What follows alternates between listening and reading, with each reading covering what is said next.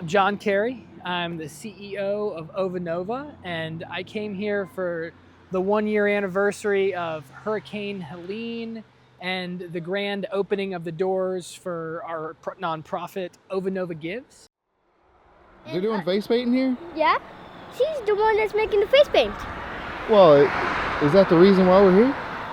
Probably.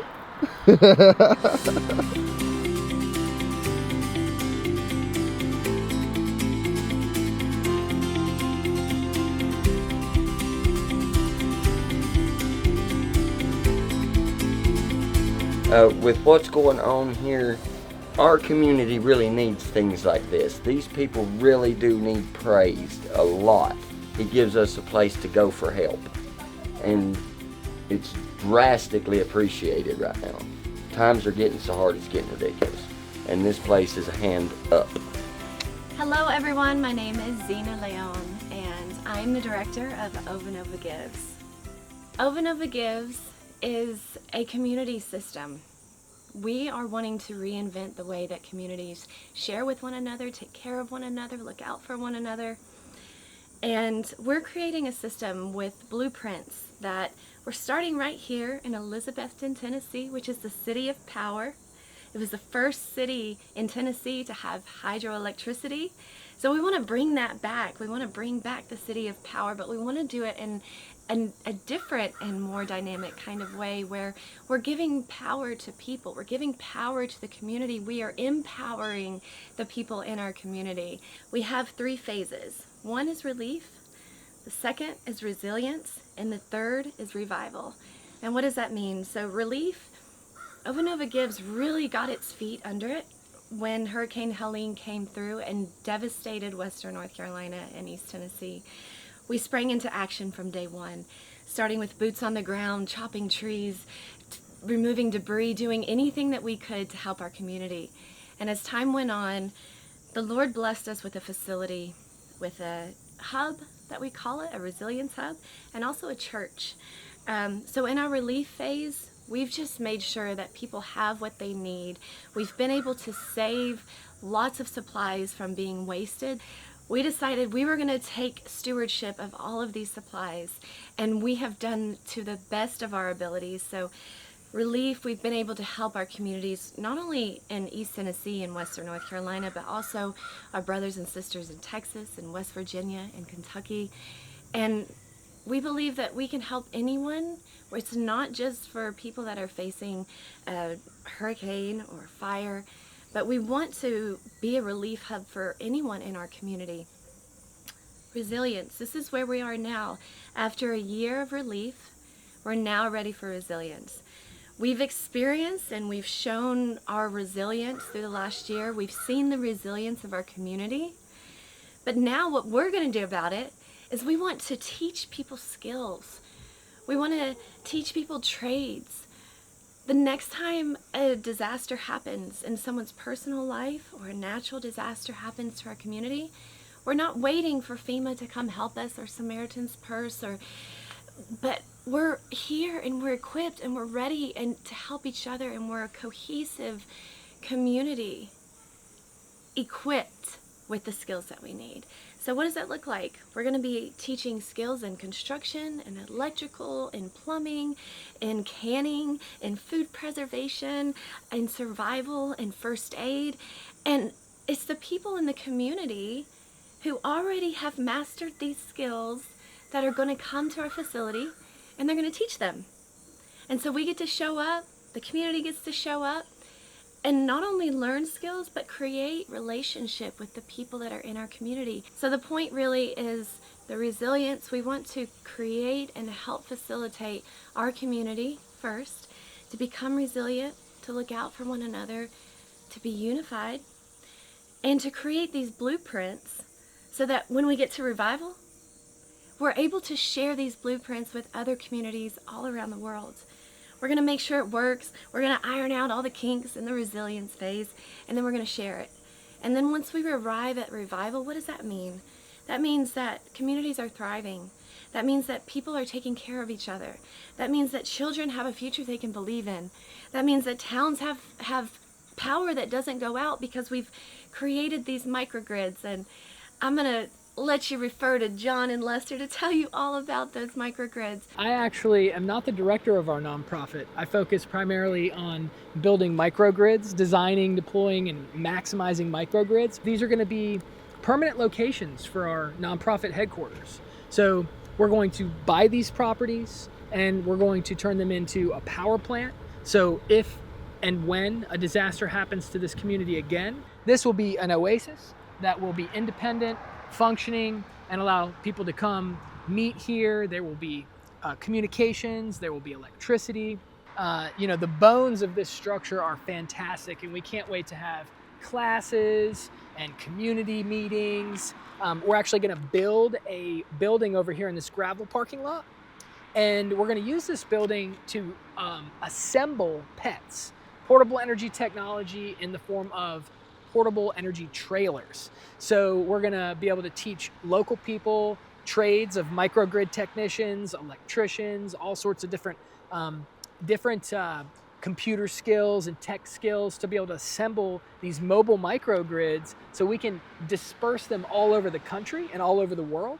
So when there is a disaster, we can dispatch them into those disaster zones, plug them into all the freezers so the food doesn't go bad, plug them into the laundromats so people can have clean clothes after a disaster, plug them into buildings where people can have hot water so they can take showers, and really just ease the discomfort of being in a scenario like that. What we're faced with right now is an unprecedented predicted surge in electricity demand. The kind that we cannot even wrap our heads around because it has never occurred before. The old ways of doing things will leave us in a situation that we don't want to be in. But the good news is, it's not too late. There's time on the clock. Yes, $1 per kilowatt energy, $300 bills turning into $1,800 bills.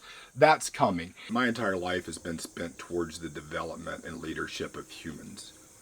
We came to energy through a deep care for humanity, and recognizing that as long as people have to work to keep the lights on, then that's an excuse to not be present. It's an excuse to not go out. It's an excuse to not be with family. It's an excuse to not be with friends and fellowship. It's a reason that breaks us all apart when it's so evident that energy is what connects us all and brings us all together. So we set out on a path to help make energy accessible to everybody.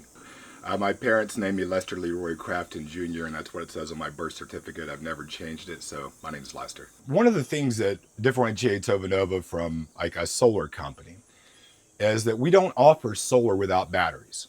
We also don't offer batteries without smart controls, and we don't offer batteries and smart controls without security. So we are thinking about what's an actual scalable solution, and if it's not secure, it's not scalable. If it's just throwing solar panels up that don't work after a storm, that's not an omni-win for the community that has those solar panels. But with batteries, they'll work after the storm. So we believe in what's called microgrids. A microgrid is a little bitty grid that can run an entire facility even without the macro grid being present.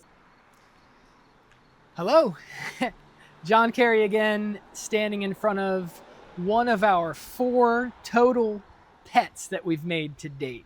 These are portable energy technology. We call this line the portable energy trailer. One of the inspirations for this mobile microgrid is the work that we did after the hurricane. It's phenomenal. So it's unique in many ways, but one is it can receive energy 4 different ways. So one, sunshine. This has a bunch of solar on the edges, on the roof.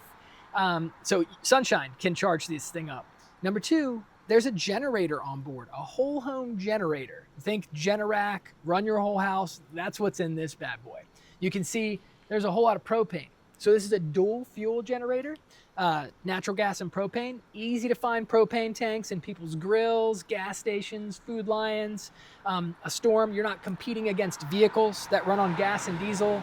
You're just propane. It's a very available source of energy. So you can charge it from the sun. You can charge it from a generator. You can charge it from the grid. So you can plug this bad boy in and charge it up before you take it into the storm, so it's topped off. And then number 4, you can charge it from electric vehicles. So you can pull your Tesla right up to it, plug it in, and of course charge it but you can also take energy from your Tesla and put it into the trailer quietly. And this is a brilliant thing for disaster relief because transporting gasoline is messy and sloshy, and it's just super cool to be able to use electric vehicles as fuel convoys. Anybody can serve in a disaster, even if you just made trips back and forth from the supercharger. So the P.E.T's pretty sweet. We made 4 different sizes so far. So if you don't have a full-size truck, then we've got one for you. If you really enjoy supporting folks that have been hurt by the hurricane over here in East Tennessee and Western North Carolina, one way you can support is by donating to Ovanova Gives. This is our nonprofit. This is the nonprofit hub and headquarters here where I'm standing. And another way, if you're not able to give, if your funds need to go towards making more funds, then we have a WeFunder campaign. The purpose of this WeFunder is to get 30 of these pets into the wild. And every time one of these pets is sold, people who invest in our WeFunder will receive a rather large return. Let's go check out the inside of the pet.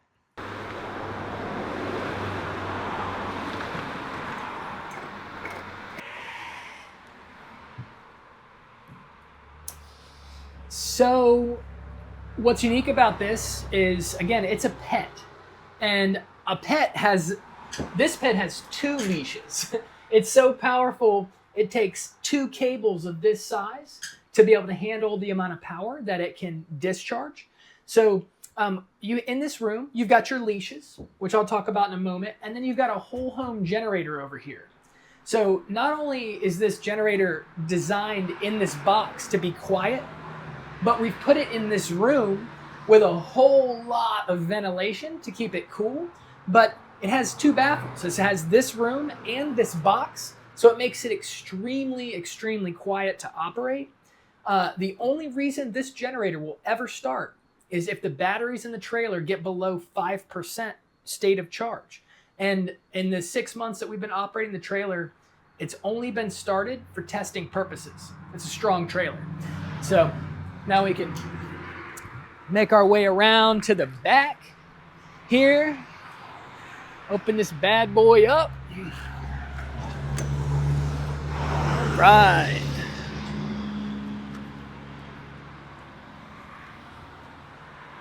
Let's see here.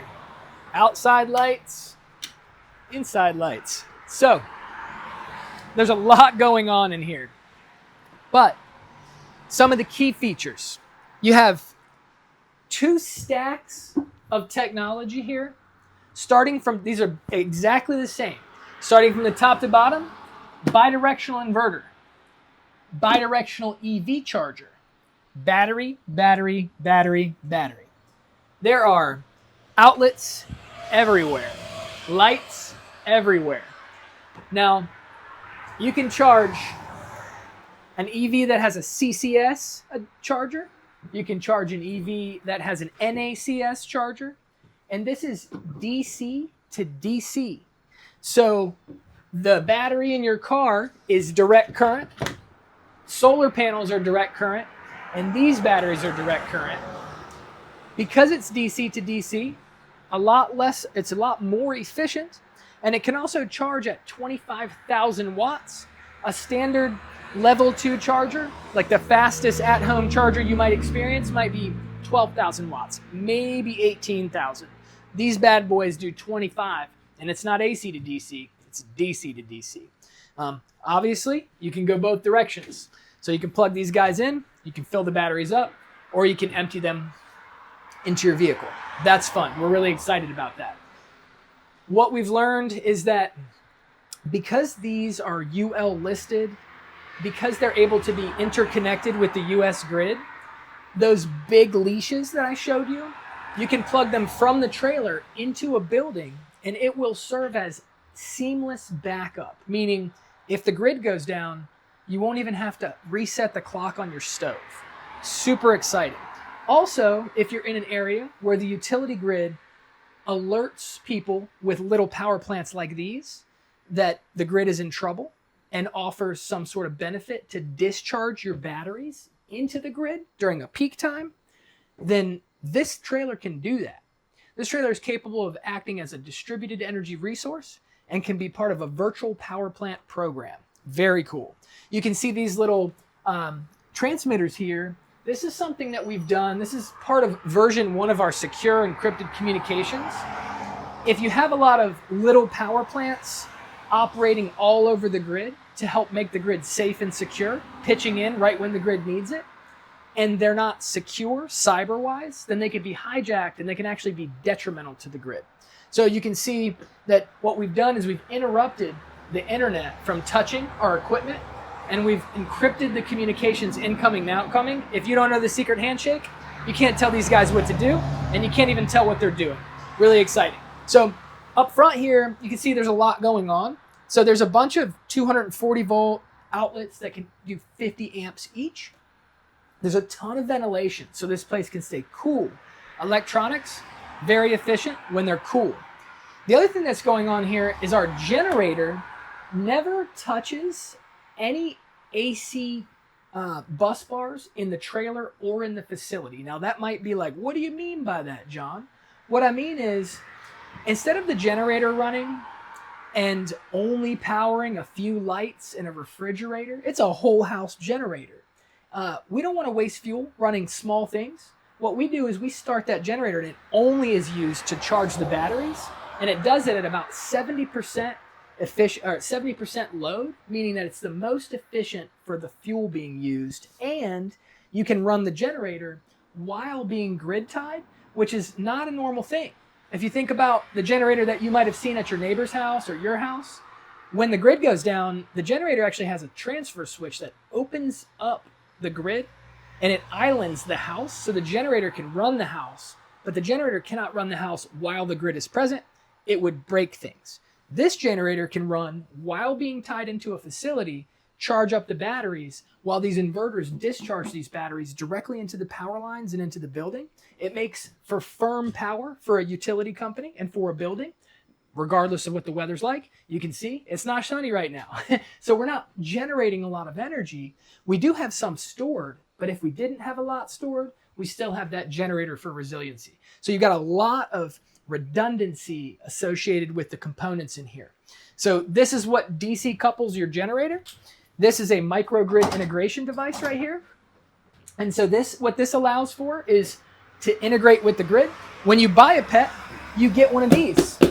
This is that. This goes on the building. This is on the trailer. And between those two things, you have a place to keep your P.E.T safe and comfortable and allow it to serve the community and the building that it's connected to. Well lit, lots of ventilation, whole sorts of space in here to transport materials. We even have a fire extinguisher. Oh, I just love these things. We could take these P.E.Ts, we can literally pull them up, have a P.E.T parade, and deliver them right on that circuit, exactly where they're needed to be. Maybe, for instance, there was a church, a school, and then a neighborhood, all built on the same circuit from a substation. Well, somebody wants to build another neighborhood. Well, we can't do that without getting a whole new circuit. Hey, wait, utility, don't spend that $8 million to get a whole new circuit from the substation. Let's take 30 or 40 P.E.Ts, park them along that circuit, and whenever it's getting overwhelmed, we can just give you a button to press. And this is what we'll be able to prove with these mobile microgrids.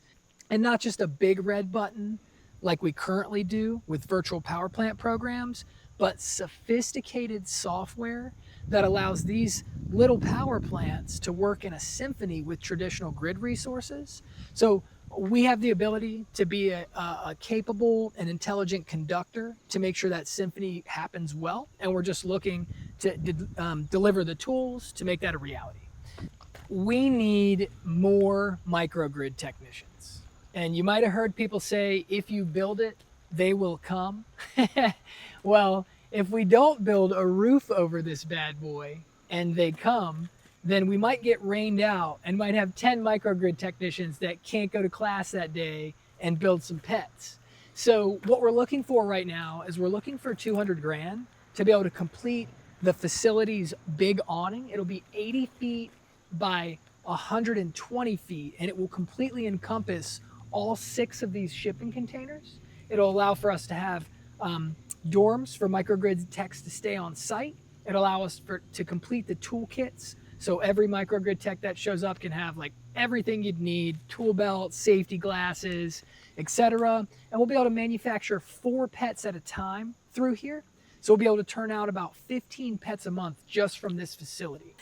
So how can you support us? Well, one, we want to create a podcast studio. Why that's important is we get to tell a story. We get to tell our story, we get to tell people's stories, and we get to tell the story that gets to be created as time goes on, as we figure out this system, as we continue to help our community. It's so important that we tell this story. Help us in the podcast studio. You can help us getting equipment, camera equipment, sound canceling equipment, mics, monitors, all of the above. Also, you could get naming rights to the podcast studio. If you just want to throw $50,000, $100,000 into it for our media team, we'll name it after you. That'll be a conversation. So reach out to us if you're interested in the naming rights. We also have a hands-on workshop that we get to build. We need support for that. So it's probably going to cost us about $200,000 to be able to build it. That is so important for our community, because that's where people are going to go to actually learn the skills that they're able to give back. So imagine another disaster happens. We're not waiting for someone to come, because we've already equipped the community with the skills and the trades that they need to be able to get into action right away. So a disaster happens, we ping our team, we ping the community, and now we show up as a force, as an army of love, going out and serving our brothers and sisters. We need a workshop. So if you feel called and inspired to help us in the workshop, we also have naming rights for that. If you're interested in that, reach out to us. The other thing is our transportation. We need a box truck. We make lots of deliveries. We pick up lots of deliveries. We need a box truck. We also need support with the property, the church. We have been given an amazing opportunity to be able to buy the church, our facility that acts as the Resilience Hub, and our training studio for far less than what it's appraised for. I can get into all those details with you if you're interested in that, but it's about a $700,000 discount. So if we had about $400,000, we'll be able to buy the church, and then we would be able to leverage our equity to be able to build the studio or the workshop. So if you're interested in that, again, reach out. And then there's day-to-day operations.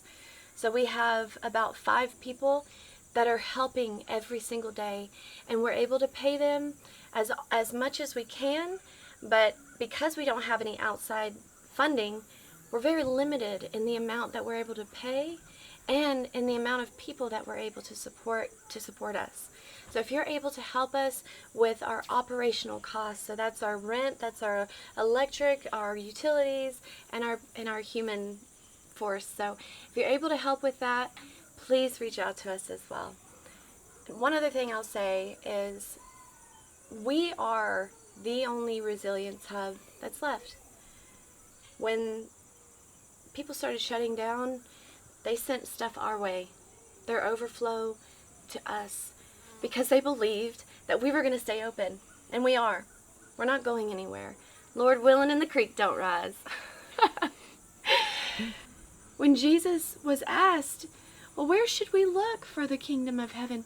He said, no, don't look here or there. It's within. The kingdom of heaven is within, which tells me that if we go within and we recognize ourselves and our soul, and we give the way that Jesus taught us to give and to serve one another, that we actually can bring the kingdom of heaven here. And I'm willing to try. I'm willing to give everything that I have to see that come to fruition. So, here's my invitation to you. Help us. Help you. Help us. Help the world. We believe that we have a system that will change the world. So I want to invite you to go to ovanova.gives. On the Get Involved tab, you're going to see an events page. And on that events page, you're going to be able to see everything that we're up to. So the first week of November, we haven't set our date yet, but we are going to be doing a virtual meet and greet. We will have a physical location at our hub where you can come, you can join us, you can meet us in person, you can dine with us, but it's also going to be virtual. So I just want to ask you, if anything that you've heard today from myself, John, or Lester intrigues you and inspires you, make sure you get on our event page and make sure you sign up to be part of that virtual or in-person event where you can learn more about what we're doing and learn more about how you can get involved. This is the part where I get to say, click the link below. So below, you're going to find our WeFunder, you're going to find our every.org, you're going to find ways to donate, you're going to find ways to invest. Click the link, find out more about us, and then get on a call with us. We want to meet you. We are here to find mission mates, people that really care about others and care about the world and care about the state of the world and that want to build God's kingdom here on earth. We believe that it's possible. We're doing it no matter what. We're having faith that the resources will come. Click the links, click the links. Find us, communicate with us, and get on a call with us.